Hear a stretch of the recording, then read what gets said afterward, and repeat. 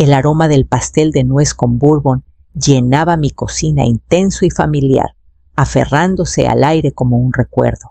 Acababa de sacarlo del horno, la costra dorada y ligeramente agrietada en los bordes, como a Julián le gustaba, decía que le recordaba los domingos en que horneaba.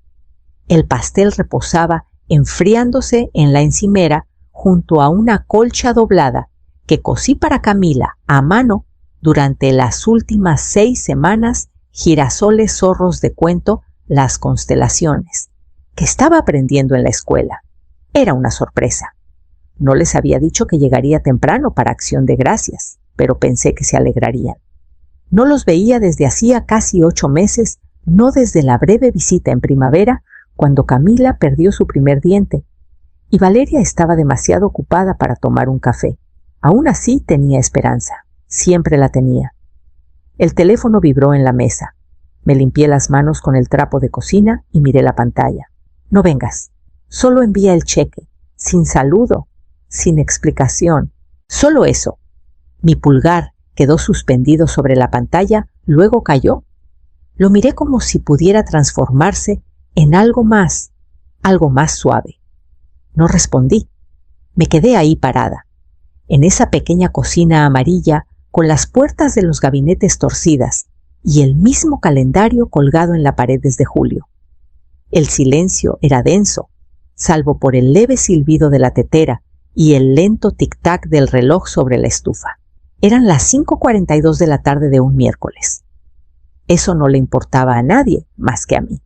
Serví el té por costumbre, pero no lo bebí. Me senté en la mesa donde Ernesto y yo solíamos leer guiones juntos, donde Julián construía fuertes con cojines de sillas y libros de bolsillo. El pastel se enfrió intacto. Doblé la colcha y la aparté.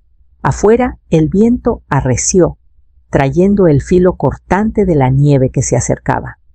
Escuché cómo sacudía las ventanas, luego tomé mi chequera, pero en lugar de abrirla, la guardé en el cajón y lo cerré con firmeza.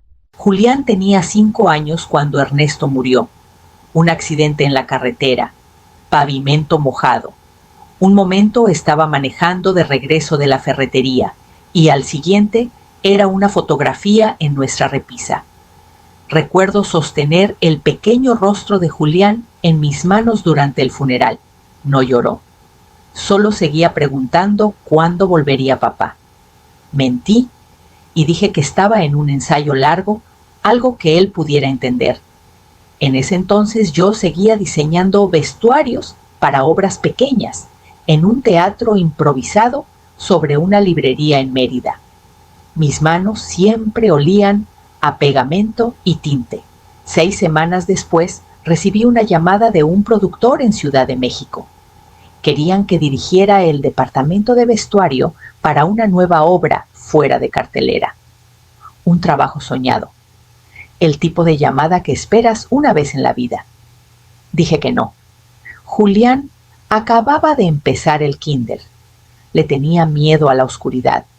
Mojaba la cama por 1 año. No podía irme. En realidad no quería, no del todo. Me dije que el amor era quedarse. Tomé más turnos, en cambio. Aprendí a coser más rápido, a planchar pliegues más precisos, a equilibrar pruebas de vestuario con reuniones de padres. Cuando Julián llegó a los 20, se perdió. Primero en la bebida, luego en cosas peores. A los 27, me llamó desde un teléfono prestado, su voz apenas un susurro. Mamá, la regué. No sé a dónde más ir. Vacié lo que tenía en ahorros y lo puse en rehabilitación, 2 veces. Salió cambiado, o al menos estable. Estaba orgullosa de él, de verdad. Cuando conoció a Valeria, sentí alivio. Parecía organizada, gentil. Les di mi bendición. Y más tarde, cuando encontraron esa casa en Guadalajara, les di 600,000 pesos para el enganche. Es solo hasta que nos estabilicemos, mamá, dijo Julián besándome la mejilla. Eso fue hace 5 años. Desde entonces, cada mes, pagué 30,000 pesos directamente a su hipoteca. Automáticamente, sin preguntas, sin agradecimientos necesarios. Solo un número que desaparecía silenciosamente de mi cuenta. La última vez que los visité, mencioné reducir el apoyo. Julián sonrió amplio pero distante. Si eso es lo que necesitas, lo resolveremos. Pero nada cambió. El retiro siguió. Y yo lo permití, hasta ahora. La última vez que visité a Julián y Valeria fue a principios de primavera, antes de que la nieve se derritiera por completo de su entrada. Llegué con una bolsa de los libros favoritos de Camila y una lata pequeña de galletas de mantequilla en forma de rosa. Toqué 2 veces, luego escuché el inconfundible arrastre de pasos corteses, no ansiosos, no cálidos, solo adecuados. Valeria abrió la puerta con una sonrisa tensa. «Hola, Elvira, pasa».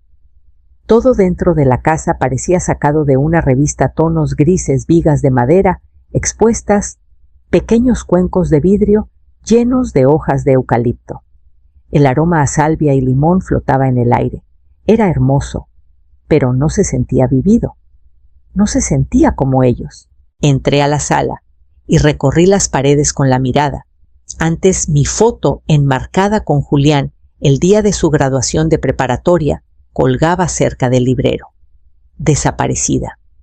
La foto familiar de la playa, en nuestro primer viaje a Puerto Vallarta, también desaparecida. En su lugar había lienzos abstractos y fotos desenfocadas de paisajes, elegantes, impersonales. Camila corrió hacia mí con los brazos abiertos. «Abuela», levanté.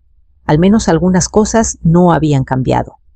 Valeria nos observó con una calma ensayada.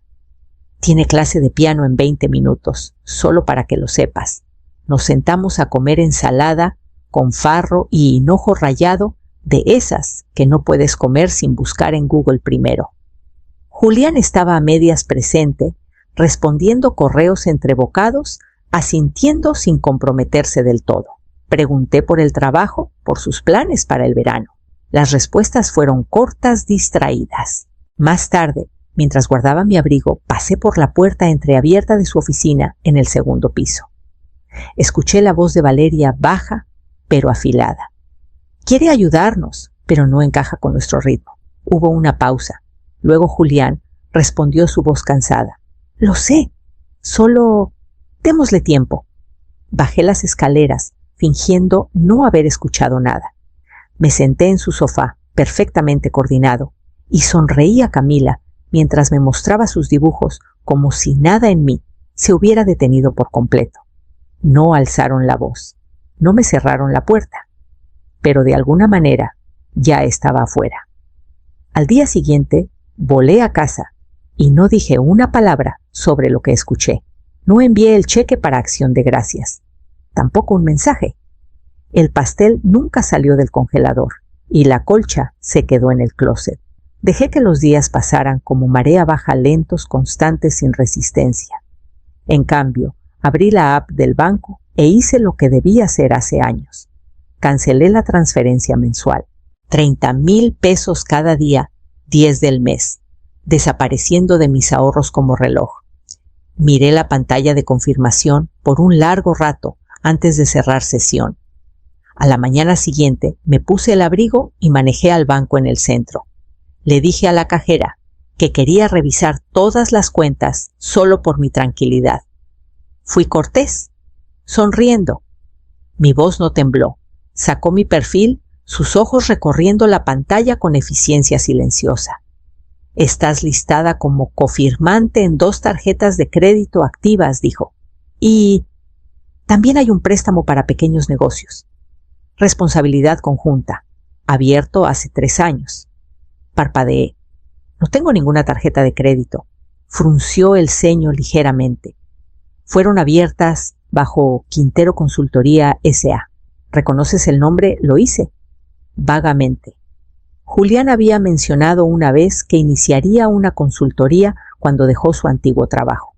Pensé que había fracasado. Pedí ver los documentos. Mi nombre estaba ahí en negritas bajo el suyo. Firma de autorización.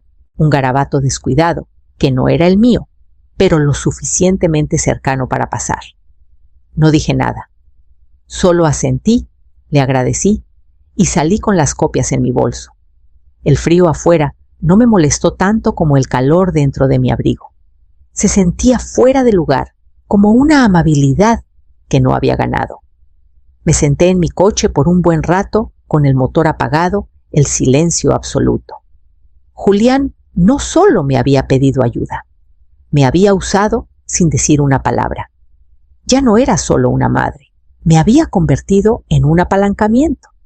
Garantía, una fiadora silenciosa en una vida donde ya no era bienvenida. Esa noche saqué la carpeta donde guardaba mi testamento. Fui a la página con su nombre y la miré fijamente. Isabel Rivas aún tenía su oficina sobre la florería en la calle Independencia, igual que cuando Ernesto y yo firmamos nuestro primer testamento hace casi 40 años. En ese entonces usaba chaquetas de pana y llevaba libretas legales. Ahora su cabello era gris acero y liso, sus blusas más elegantes que nunca, y su voz seguía teniendo esa confianza precisa en la que siempre confié. No hizo muchas preguntas. Solo me miró a los ojos y dijo, ¿estás segura? Sí, dije. Completamente. Trabajamos en silencio por casi una hora. Pedí que la casa fuera para una organización sin fines de lucro local, el Colectivo de Teatro Costero, específicamente para financiar becas de diseño escénico y producción para mujeres mayores de 60. El resto de mi patrimonio, ahorros, regalías de licencias de vestuario antiguas, mi colección de telas vintage, también se donaría a través del mismo fondo.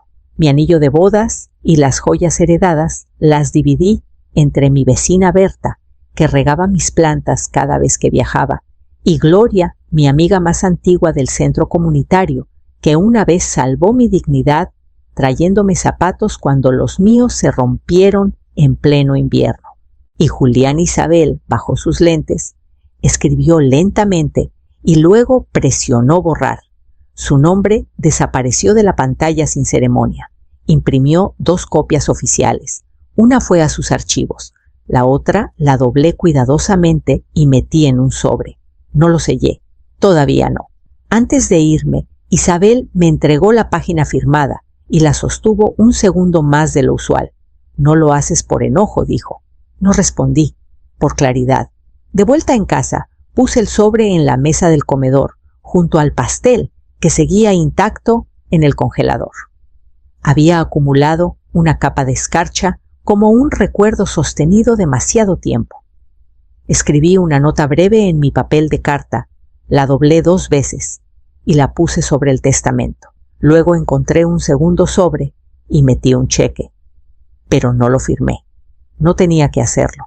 A la mañana siguiente caminé al buzón al final de mi calle y dejé caer todo papel silencio y todo lo que ya no debía. La envié un martes. El empleado de la oficina postal no miró 2 veces. Solo pesó el sobre, le puso la etiqueta de prioridad y me dio el recibo. Lo guardé, aunque sabía que no lo necesitaría. Algunas cosas son más sobre ritual que logística. Dentro del sobre había 3 cosas. Un cheque en blanco, pero anulado con tinta negra gruesa. Una carta escrita a mano con letra firme. En mi mejor papel, el que reservaba para días festivos y condolencias. Y una fotocopia de mi Nuevo Testamento, el nombre de Julián, ausente como si nunca hubiera pertenecido ahí. La carta decía solo esto, Julián. Me dijiste que no viniera. Lo lamentarás más de lo que yo nunca lo haré. Mamá. La doblé una vez con cuidado y la puse detrás de la fotocopia. Sin amenazas, sin subrayados dramáticos, solo verdad. Silenciosa, fría y ganada. 3 días después, mi teléfono sonó. Su nombre iluminó la pantalla. Lo vi vibrar 1, 2, 3 veces. No contesté. Lo dejé ir al buzón de voz y no escuché el mensaje. Ni entonces, ni esa noche. En cambio, me preparé un té, me acurruqué en mi sillón gastado y leí el último acto de El Zoo de Cristal. Subrayé líneas que había subrayado 12 de veces antes, pero esta vez noté más las pausas entre las palabras que las palabras mismas. Ese fin de semana recibí noticias de Valeria, un correo breve. Elvira, recibimos tu paquete. No estoy segura de qué intentas probar, pero tu decisión ha causado mucha disrupción. Contábamos con ese apoyo. Por favor, reconsidera. V. No respondí. A la mañana siguiente desactivé el autopago en cada vínculo restante entre nosotros, firmas conjuntas en servicios públicos, acceso a ahorros de emergencia, la línea de crédito de respaldo que tontamente acepté por si acaso. Lo cerré todo. Y luego, por primera vez en años, abrí mi propio calendario y anoté algo solo para mí. El segundo correo llegó 2 días después. Más largo, más frenético. Elvira, el pago de la hipoteca rebotó. La tarjeta de la empresa está congelada. La línea de crédito de Julián está en revisión. Has creado un desastre financiero. Entiendo que estás molesta, pero este no es el camino. Por favor, reconsidera. Valeria Lo. Leí una vez, luego otra, intentando sentir algo. Pensé que tal vez lloraría o al menos temblaría. Pero en cambio me sentí calma, vacía como una habitación después de que mueven los muebles. Todo lo que quedaba era el eco de mis propias decisiones. Esa tarde Julián llamó de nuevo. No dejé que sonara esta vez. Su voz llegó tensa, sin aliento. Mamá, escucha, las cosas están complicadas. El banco está haciendo preguntas que no puedo responder. Las cuentas están todas congeladas. ¿Por qué haces esto ahora? Había ruido detrás de él. Una puerta cerrándose. Una voz infantil. Camila, pensé. No hice nada, dije, mi tono firme. Solo dejé de hacer lo que siempre hacía. Podrías haberme advertido. Lo intenté, dije. No escuchaste. Se quedó callado. Podía escucharlo caminar, tal vez frotándose la cara como hacía cuando estaba estresado. Esperé. Estamos en una situación difícil, dijo finalmente. Valeria apenas empezó su nuevo trabajo. No es el momento para todo esto. Cerré los ojos y dejé que las palabras cayeran donde quisieran. No querías que viniera, dije suavemente, así que ahora no vengo tampoco a tu futuro. No respondió. Lo escuché inhalar como si quisiera discutir, pero luego suspiró. Está bien, dijo. No en aceptación, más en resignación. Colgamos sin despedidas. Esa noche me senté en la mesa de la cocina con la ventana abierta. El aire era fresco, dulce, con sal y pino. Observé el viento mover los álamos afuera y escuché el suave crujido de la casa a mi alrededor. No se sentía como luto, se sentía como liberación, como un espacio que no sabía que faltaba, había regresado por fin. El teatro comunitario olía igual que siempre, terciopelo polvoriento, pintura vieja y algo ligeramente eléctrico de las luces que zumbaban sobre el escenario. No había puesto un pie ahí en casi una década. Pero cuando crucé esas puertas dobles, algo se asentó en mí. Como un aliento que no sabía que estaba conteniendo, finalmente se liberó. Me presenté en la recepción.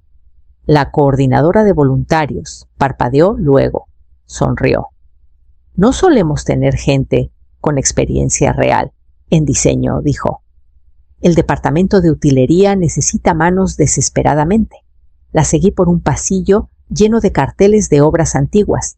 Al final encontré el caos que alguna vez llamé hogar, restos de espuma, carretes de alambre, escenarios a medio terminar y pinceles en tazas astilladas. Una voz llamó desde detrás de una pila de cajas de vestuario. Oye, eres Elvira. Una joven con cabello rapado y pantalones de cargo manchados dio un paso adelante extendiendo la mano. Soy Romina, directora de escena. Eres la madrina que no sabíamos que necesitábamos. Reí el sonido sorprendiéndome incluso a mí. Me dieron una mesa en la esquina y una taza que decía Reina del Drama en letras doradas brillantes. Organicé botones, reparé una marioneta rota y cosí cortinas para una ventana en miniatura de una obra infantil. Romina pasó por ahí a media tarde con un portapapeles y una sonrisa. Esto está increíble. ¿Segura que has estado fuera tanto tiempo? Me encogí de hombros. Algunas cosas se quedan en tus manos incluso cuando dejan tu vida. Trabajamos hasta que el sol se hundió detrás del tejado del teatro y las sombras se alargaron en el suelo. Mientras guardaba mis cosas, sentí un zumbido silencioso bajo mi piel como la música calentando en el foso. Esa noche me acosté y miré el techo no con temor, sino con algo más cercano a la curiosidad. Ya no era el contacto de emergencia de nadie, ni un salvavidas, ni un bote salvavidas. Solo una mujer con manos callosas, hilo en el bolsillo de su abrigo y historias cosidas en sus costuras. A la mañana siguiente me inscribí para ser voluntaria 2 veces por semana. No pedí permiso, solo escribí mi nombre en el formulario. Estaba sentada en la cabina de la esquina del café en la calle Hidalgo, tomando un té Earl Grey y hojeando un cuaderno lleno de muestras de tela y bocetos de escenarios antiguos cuando lo vi por la ventana. Julián, hombros encorvados, chamarra demasiado delgada para el clima, rostro demacrado de una manera que no había visto desde que era un niño que perdió demasiado pronto. Me vio, dudó, luego entró sin titubear. «Hola, mamá», dijo voz baja, sin excusas. Solo esas 2 palabras estiradas y frágiles. Se sentó frente a mí, los dedos apretando un vaso de papel del que ni siquiera había bebido. Por un rato solo respiró. Esperé.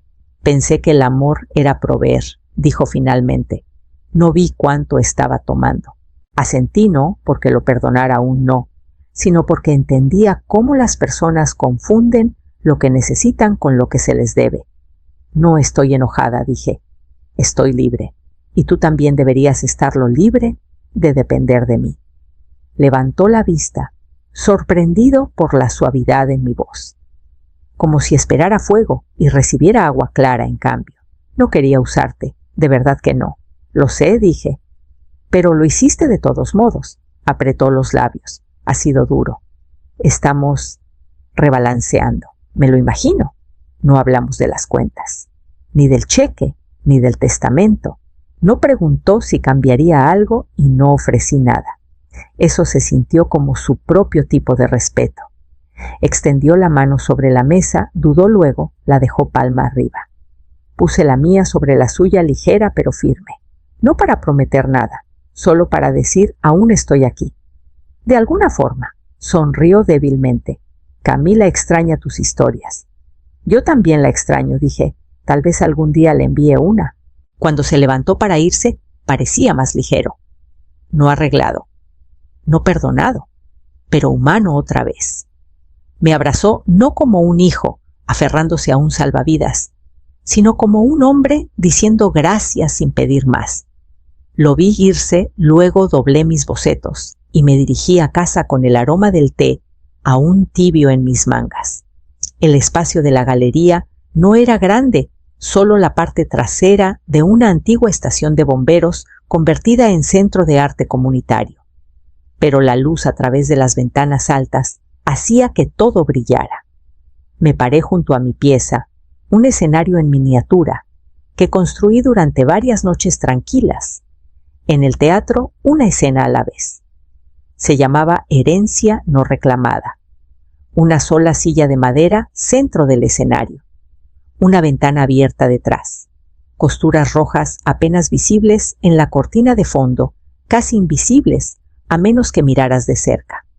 Una historia construida en el silencio. La gente se detenía. Miraba. Algunos se inclinaban leyendo el título otra vez. Unos pocos preguntaron por los detalles cómo construí el moldeado qué significaba el hilo rojo. Solo les dije que algunas historias no necesitan sonido para tener peso. Tarde en la tarde, una mujer con trenzas, entrecanas y lentes de armazón grueso se presentó como editora de una revista local de arte y cultura.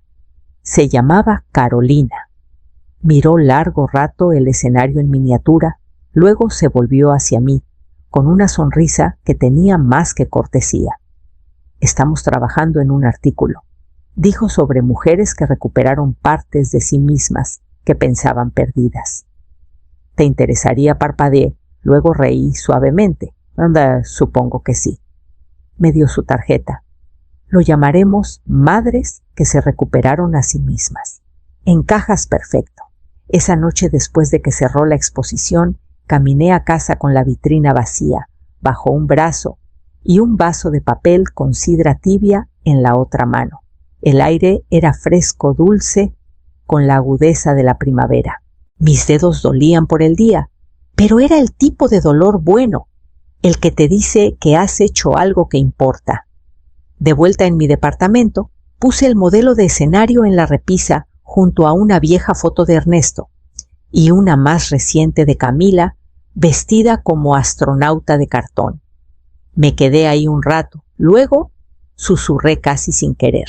De ahora en adelante yo escribo el guión. Apagué las luces, doblé el folleto de la galería y lo pegué en el refrigerador junto a una receta que no había preparado en años.